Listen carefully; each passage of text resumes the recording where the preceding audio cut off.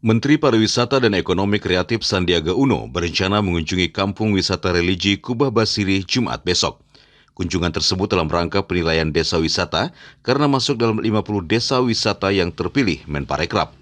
Wali Kota Banjarmasin meminta Kepala Dinas Pemuda Olahraga Budaya dan Pariwisata melalui kelompok sadar wisata atau Pokdarwis agar melengkapi kampung wisata religi dengan sarana prasarana yang lengkap. Sarana tersebut seperti adanya homestay atau penginapan, dilengkapi UMKM dan juga sejumlah atraksi seperti hadrah atau pasar terapung.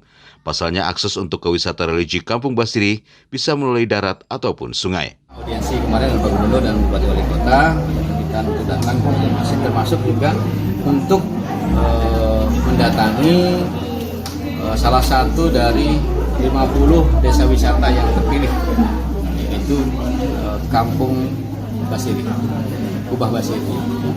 Direncanakan itu sekitar tanggal 4 atau tanggal 5 itu bisa hadir di Banjarmasin agar destinasi wisata religi Kota Banjarmasin, Kubah Basiri dengan yang dikelola oleh Pokdarwis di bawah binaan Dinas Purapar ini bisa lebih siap dalam penilaian, karena ada masukan juga dari beliau kemarin. Pastikan ada homestay, kemudian juga pastikan ada UMKM yang diberdayakan di situ, dan pastikan juga ada atraksi.